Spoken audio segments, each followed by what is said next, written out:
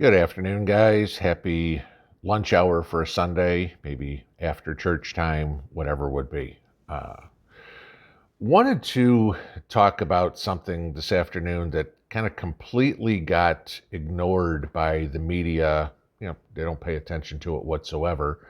But it's kind of important, and you got a good idea why the media would ignore something like this because it's something that's challenging the power that the media has right now, being the uh, propaganda arm, I guess, if you will, of the liberal elites. Okay. There was a very interesting thing happened this week. This was Wisconsin and Nebraska, both their state legislatures passed the resolutions to join the so-called Convention of States.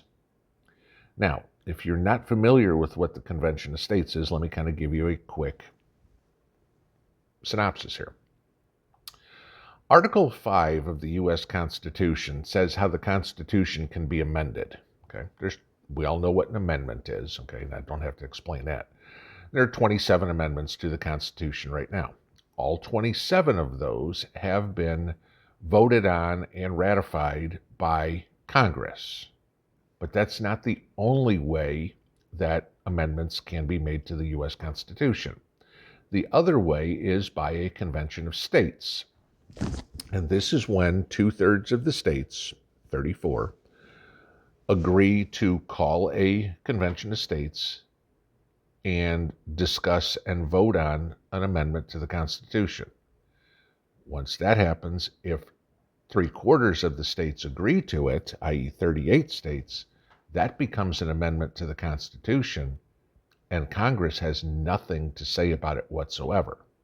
Now, I think we'll all admit that Washington, D.C. is completely broken.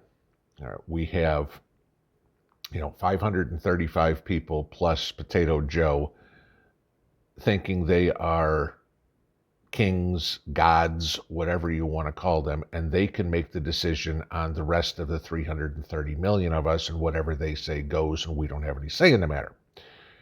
That ain't the truth.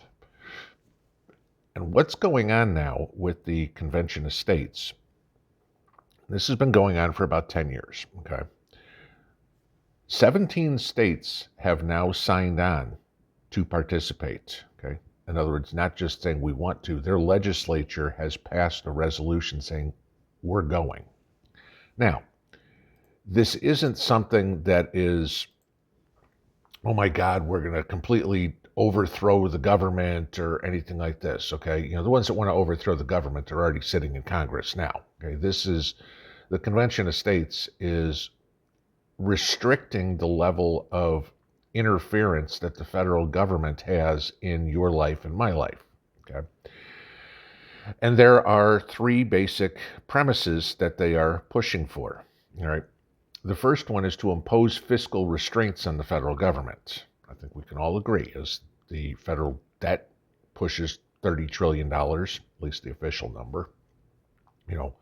This would stop the government from just printing money and spending it on whatever pet projects, okay?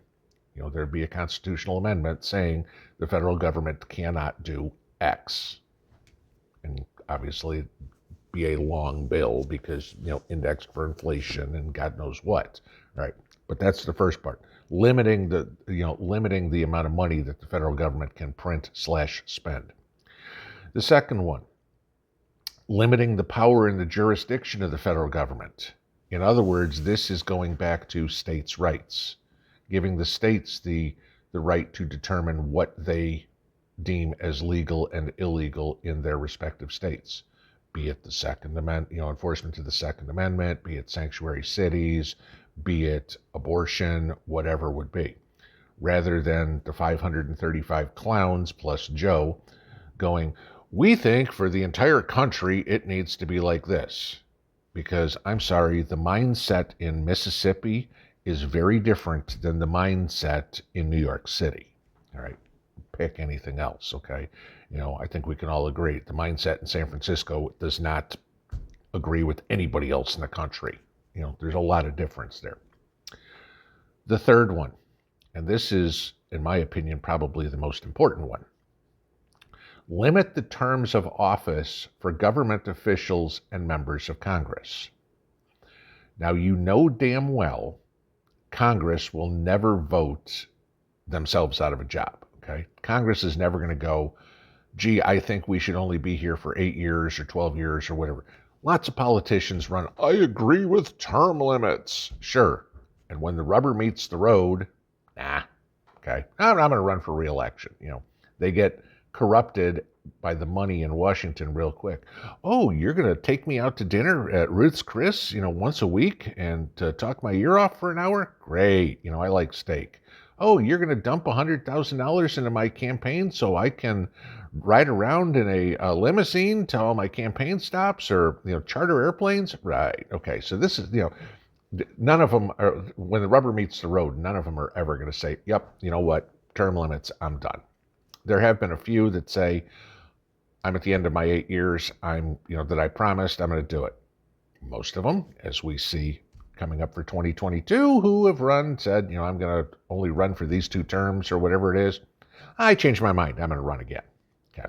So, convention of states can put in something along the lines of, oh, there's term limits of 8 years or 12 years or whatever the hell it comes up with, and Congress can't do anything about it. Okay. Sorry, it's constitutional. You're done. So, what states have already passed this? Here's what we got. Alabama, Alaska, Arizona, Arkansas, Florida, Georgia, Indiana, Louisiana, Mississippi, Missouri, Nebraska, North Dakota, Oklahoma, Tennessee, Texas, Utah, and Wisconsin. Okay, those are the 17 of the 34 needed that have already passed resolution to attend. Notice what they all have in common. 15 of them are solid red states. Arizona and Wisconsin, I'd say purple. Okay, Wisconsin kind of goes both ways. You guys know that. They'll go Republican, they'll go Democrat. Arizona, I don't want to hear it. I know you say you're a red state, but regardless of what happened in 2020, you guys did elect Kyrsten Sinema. Okay, so yes, somewhat blue. Okay, why I call you a purple state. So what does that leave? Okay, and I want you to take a look at this map here real quick. And on the map, the green will show the states that I just mentioned that have already passed resolution. The yellow states are the ones that have already passed resolution in one of their 2 chambers of, government, okay, whether it be their Senate or their House or Assembly or whatever they call it in each particular state. The states here in blue, not blue states, but the states that are on this map in blue, are the ones that have actual legislation on the docket for this year to discuss this. Now, I'm going to go through them a little bit, if you will, state by state. Red states, ones that you think would be all over this to get rid of the dictatorial tyrant that we have in Washington of Biden. These have passed it in 1 chamber already. South Dakota, Iowa, North Carolina, South Carolina, West Virginia. Okay?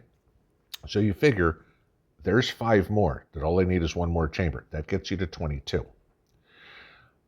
Other red states, I'll call Ohio a red state because they seem to be leaning that way more and more over and over, kind of tip from purple to red. Ohio, Montana, Kansas, and Kentucky. They've got active legislation this year. Okay, there's 4 more. That would get you to 26. Idaho and Wyoming, what the hell's going on, guys? Okay, you are both solid red states and apparently are okay with the communist in charge. Okay, let's get on the ball here, guys. All right, but even if you added those 2, that brings you up to 28. We're still 6 short. Now, look at the possibility states. And for the most part, these are purple states, maybe tip a little bit more red, okay? I look at Virginia, okay? Virginia is definitely tipped red after the last one. They've passed this in 1 chamber. There could be 1.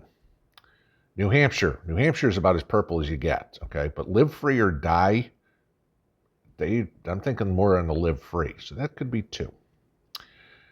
Then you take a look at Pennsylvania. Pennsylvania's got active legislation. They're tipping more red. There's 3. Maine, Minnesota, and Michigan. They're still leaning blue, but not as much. That could be the 3 more that you need. And right there, you'd have 34. That would be great if they get the convention called. The problem is, that doesn't get to 38, which you'd need to pass anything. You can get 34 states to go, yep, we all want to do this, and if it's 34 to 16, nothing ever happens. It's a big waste of time. So this is where it gets interesting. There are apparently enough people in some blue states, solid blue states, that don't like what they see, and there's active legislation on the docket for this year. New York, Vermont, Massachusetts. And Massachusetts has elected Republicans, guys. I mean, last mayor of Boston was a Republican. Rhino, I know. Okay. You had Scott Brown a few years ago. Okay. Jersey, look what happened in this election past. I mean, the governor barely hung on to the seat. Okay. Maryland, Washington, Hawaii. Not saying it's going to happen this year, not saying it's going to happen before 2024, but this is something that is definitely worth watching. That more and more people, as the divide gets bigger and bigger and bigger in the United States, and like I've said, secession and everything, if there's anything that this convention of states is telling you, is which states would be for balkanization, which states would want to secede.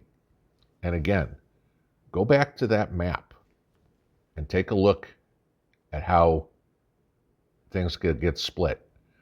And they're very similar to what I've talked about before. You'd have the Northeast, you'd have the West Coast, and then you'd have the free states of America, basically from Atlantic to, I don't know, Nogales, Mexico, thereabouts. Yeah, so just something I thought you guys might want to know, because like I said, the mainstream media won't tell you anything about this because God knows they don't want any of these changes. They like the status quo too much and the tip toward communism. Interesting thoughts for Sunday afternoon. Have a good one. Pinball out.